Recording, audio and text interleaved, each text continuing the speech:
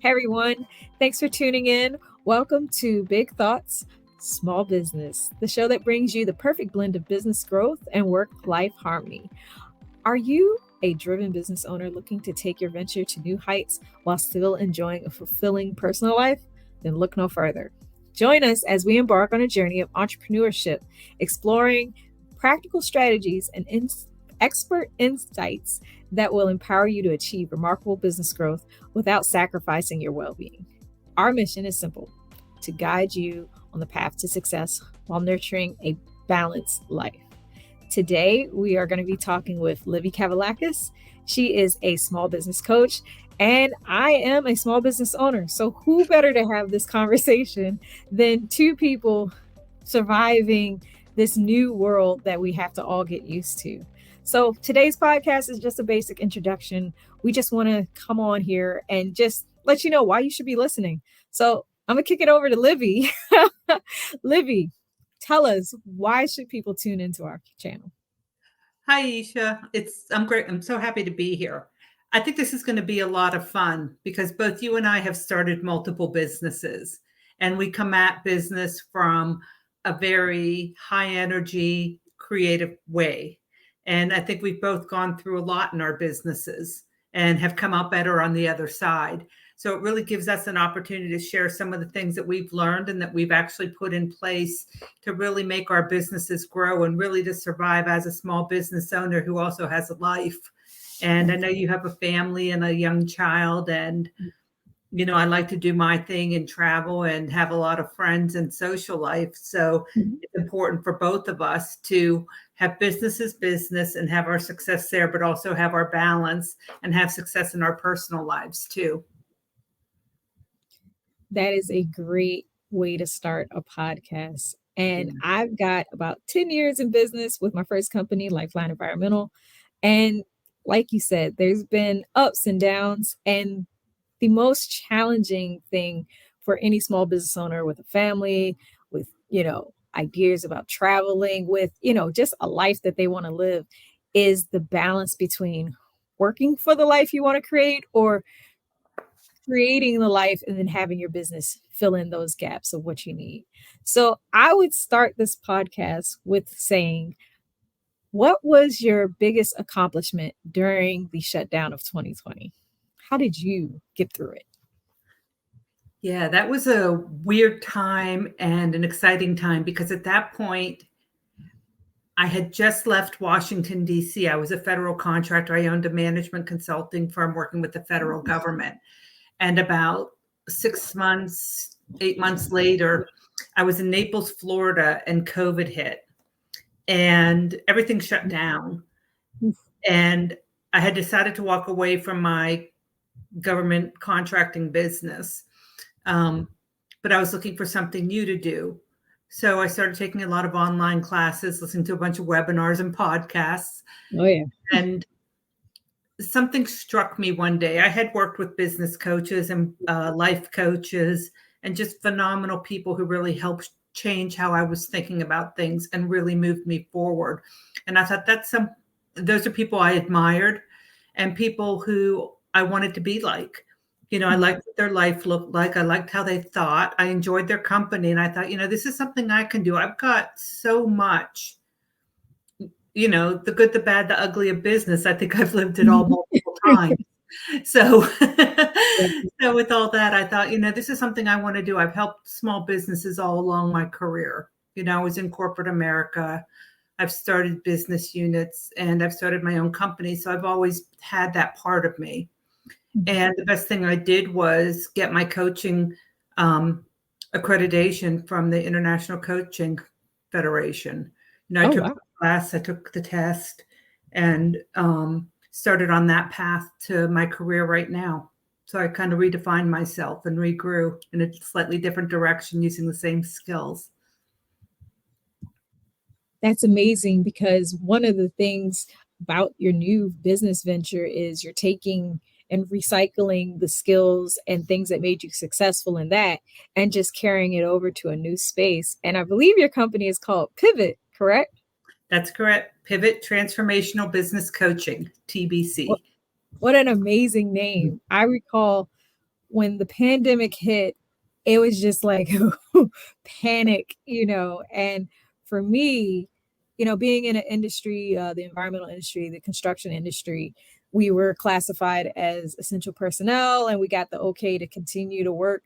But there was so much uncertainty that you didn't exactly know what was working. I had friends that, really grew during the pandemic because they were in service-based industries that cater to mental health and well-being or staffing. That was a really big thing. My industry, it was a lot of on-site work. And I think the biggest hurdle I had to get over was the liability or just keeping the workers safe and healthy and providing, different health care. So when I think about pivoting, that was something we were already on in 2019. And then, the shutdown happened. It was like, okay, time to pivot again. And now coming out of COVID, we're seeing just an entirely new landscape. So, what, in your opinion, is the best piece of advice as far as pivoting your business in the time of crisis or in a time where you have to make a decision? Yeah, when that time comes, if you haven't prepared already, you're not going to be ready to pivot. So one of the important things in business is, getting your ducks in a row so that you always have options. And options being, you have the infrastructure in place, or you have your systems and processes in place, or you have your network of contacts in place. So that when something, and hopefully never COVID again, but when something that gigantic and worldwide occurs, that you have the ability to implement plan B. That you can't just wake up, not do anything in your business, not have anything documented, not have the right infrastructure and say, okay, everybody work remotely. Well, no, it doesn't happen overnight and it's hard to do in an emergency. So, just lining up everything ahead of time to give yourself the opportunity to have options is important. And that's something I noticed with some small businesses, that when you're maybe 1 to 5 people, you can get away with a little bit of lax on processes because everyone's right there. But as you continue to grow, documenting processes, having standard ways of doing things, even just knowing where the resources are to tap into becomes more and more important. Exactly. Yeah. Yeah, I completely agree with that. I didn't go into this earlier. For those of you who may not know, Libby and I graduated and are alumni of the Goldman Sachs 10,000 Small Business Program. And for those of you watching who don't know what that is, it's essentially, I don't know if, I might be taking a little creative liberties with it, but essentially it's like business summer camp for entrepreneurs. Would you agree with that statement, or is that way off? Absolutely. Yeah, absolutely. Go ahead. I was saying that's where Libby and I met. We were in each other's growth group, and a growth group was essentially the people that you were going to, work in teams with, and they broke us up, for different activities and things like that. But we really got a chance to get to know each other and understand each other's pain points. And one of the biggest things was when I first met Libby, I was seriously like, wow, she is so so on the ball. She was so no nonsense. She knew her numbers. She knew the craft. Every activity that came up, I felt like she was already 10 steps ahead. And just being able to glean that kind of information from somebody that I don't think I would have met in normal circumstances. We're not like in the same city or on the same block or whatever. So just being able to kind of have that relationship with somebody far removed from anything you're used to, it was so refreshing. And I just want you to kind of speak on, how did the program impact you moving forward, just knowing how to pivot, and let's talk about growth groups, or the importance of having others to build off of. Yeah, it was, we had a great table. Everyone on our table. We did. We were awesome. Well, but I think we truly cared and tried to help each other, and that was one of the biggest parts of it, was none of us were in the same industry. Some people had inherited or were working at their parents' company. Some people had a partner. Some people, were in completely different kinds of fields. So we all had to get to know how everyone else was thinking about business, because we all came from a different perspective and we're facing different challenges. But then when we cut it to the core, we all had the exact same few issues, right? Clients, how do you get more clients? Yep. How do you track your money so you can make more money? And then really, what is our competitive market? How do we go out there and differentiate ourselves? And I think that's one of the biggest things. I remember one of the exercises we were doing, we had to do our elevator pitches. Oh, yeah. That was painful. That was hard. Everyone thinks they're so good at it, but it was a tough exercise. Yeah. It made us see, we had to become vulnerable with each other pretty quickly. I'm moderately arrogant, I guess. I don't know what I am. No. Confident. But I would say very confident, very sure of yourself. Like nobody's going to tell you otherwise. But it's kind of scary going in front of the whole class or the whole room and, okay, boom, what's your elevator pitch? Or boom, what's your differentiator? Or whatever we had to talk about. That really opened us up to, and then everyone not criticized, but everyone gave feedback. Do you remember that? Yes. And I remember, I think for me, the more traumatizing exercises and modules for me, they just stick out so far in my mind. Let's see, that program was in 2018, correct, for us? Yeah. Yeah, I was, I was the youngest one in the class. And I think for me, I was coming in like, oh man, I'm not supposed to be here. Or they made, some kind of allowance for me because everybody just seemed so much further along. And the one module that stuck out for me, it was a module about matrix. How do you track success? And it was so eye-opening because everybody kind of did the same thing. Everybody saw success as a number in their bank account or the number of sales they had that year. And for me, and I think two other people in the class, out of a class of 35? Yeah. Yes. For me, it was like so exposing to show people your numbers for each year. And I remember one person didn't even do it, because that's how they saw success. If they, had a good year, if they had a high sales year.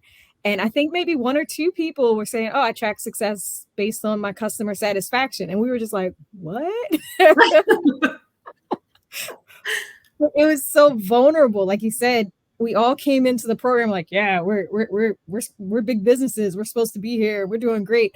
And it was like modules like that just broke all of those walls down. It's like, oh, wow, there are other problems than cash flow. Like one person said her biggest issue was she's stagnant, and the number she said was like, in the millions. And I'm like, how can that be bad? You're doing millions a year. And she's like, but I'm not growing and I'm not going down. So tell me from your experience, what process or mind state do you have to be able to handle exposing things that feel like they should just be your business and, for growth, for the sake of growth? How do you get around the vulnerabilities of being an entrepreneur? Okay, so there are two sides to this coin. Yeah. You cannot expose your faults to the general public. Exactly. Right? Because most people want to see you fail. Yeah. Even people who you think are your peers or your colleagues want to see you fail because it's a reflection on them if you do too well. Everything always comes back to what's in it for me. And unfortunately, we're human. So there's jealousy that kicks in. So you have to be very careful where you're vulnerable and who knows about it. Yeah. And that's where it becomes extremely, extremely important to have a kitchen table, like a kitchen cabinet, kind of very close group of advisors, people who have your back, you've got their back. 100% honesty and 100% confidentiality. And that was something that we had in that room that we knew very well. Everyone had to agree to it. I think we even signed a paper to it. But without that kind of safeguards around it, you can't let other people see your vulnerability. Yeah. Yeah, because it'll be used against you. It sounds very negative and very, businesses, heck, I don't know what to call it. But it is true. I saw that in Washington. People I thought were my friends, people I thought were helping me, just got more and more angry the better I did. And they came after me.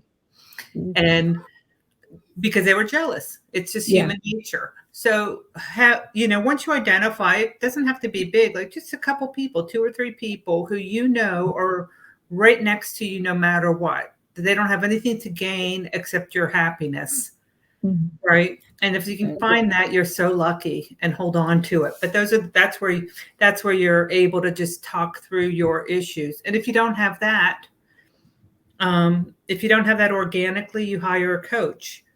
Or you hire another advisor who provides that same level of confidentiality or same level of honesty back to you, where you're completely safe saying, I need help with this. I like that. I like that a lot. And like you said, that program not only gave us a space to be vulnerable, but it had safeguards up, and you really got to know people. So it wasn't a sense of competitiveness or, vindictiveness. Like you said, your background comes from government, it comes from the corporate world. And, some of the people in the program, this is their first company, or this is their, first go at entrepreneurship. So I wanted to touch on one of the things that you said, finding an advisor or finding a small business coach or creating that cabinet. Now, this is a controversial question, and I want it to be controversial because a lot of times we don't go there in our conversations. But how do you feel about the statement, you don't have to like me, but you have to respect me? If I hired a business coach and you see my personality, it's bubbly, it's light, it's laughy, when I'm on my sites, okay, it's a different story. But a lot of times I lead with that. I'm just friendly, Right. How would you say you should find a business coach? Should they be, similar to your energy, or should you kind of go outside of your comfort zone? What do you suggest? You have to find someone you're comfortable with. You don't have to particularly like them, but if you're not comfortable with them and you're not going to enjoy talking to them and listening, then it's not going to be productive. And probably the best way to find one is either through referral, or there's a lot of materials that are put out online. Like on my website, you'll find some worksheets. We don't have the videos up yet, but I also do free calls, free consultation calls, just to get to learn people, hear how they think, and they can hear how I think. Right. So we're going back and forth, seeing if our personalities match. Because, like, I'll give you an example. The coach I worked with, he was very strong, and he was a little bit gruff and a little bit obnoxious, quite frankly. But I needed that. I needed someone that strong to balance me.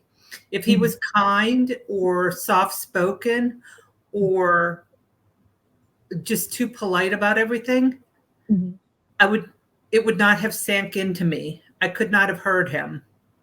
So that's the biggest thing, find someone who you just match with, and make sure they have the qualifications too.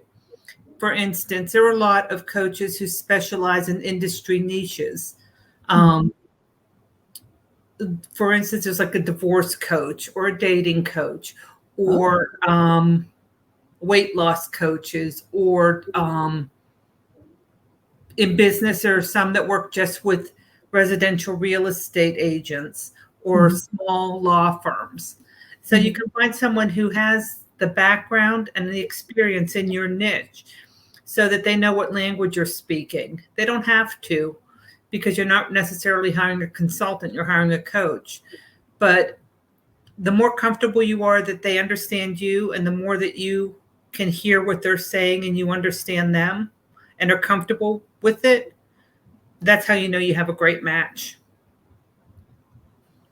I like that. I like that a lot. I've had people help my business. I've had advisors.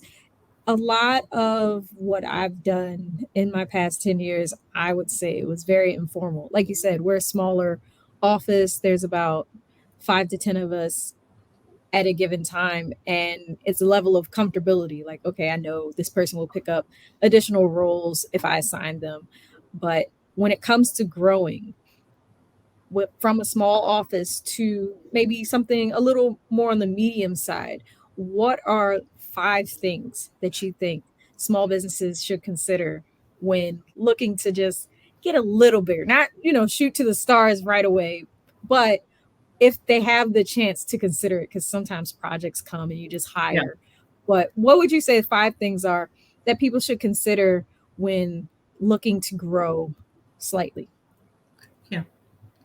Well, from an external point of view, the easiest way to grow is to tap into your existing clients and get more work from them, because you've already proven yourself. So that adds revenue to the top line, and you already know the client, so you know if you can handle it internally or if you need to start looking to bring new people on.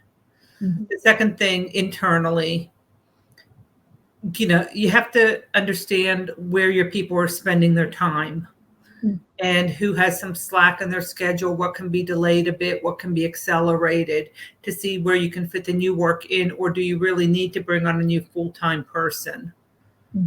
That's where the chicken and the egg always comes in with small business. Yeah, it's like, do I hire this person and I think I'm going to win this job, but I'm not quite positive, then what do I do with them if I don't? You don't necessarily want to carry someone until you happen to win something. So it's finding, where you have the holes and where you have excess capacity already, or what can be pushed around a bit to create some excess capacity to get the project started so that you could hire the right person. And then the number one, I'm dealing with this with a couple of clients right now, is making sure that you have enough candidates in the pipeline that you've already at least have spoken to. So you can say, look, we're not hiring today, but we are going to hire in the next 2 to 3 months. And if that means taking it from your competitor, if that means going to networking events to see who's out there kind of looking, just so that when the time is ready, that you have the people lined up. That'll save you a lot of aggravation, because I could say in the government space, it is feast or famine. Yeah. Right. You have to put some resumes in with your proposal, but when you win it, you're ready to kick off and go, and you need to have the people in place ready to go. Yeah. So. Okay. Well, Libby, thank you so much for kicking off our Big Thoughts Small Business Conversations. And we're going to be posting every week on Wednesday. And at the end of the month, that last Wednesday, we're going to go live. So stay tuned for that. Libby, I see your emails at the bottom of the screen. That's perfect placement. Do you have anything else you want to share with our viewers? Aisha, you're a superstar too, and I hope we hear more and more about Lifeline Environmental and what you've accomplished with that. And I look forward to coming back here. This is great.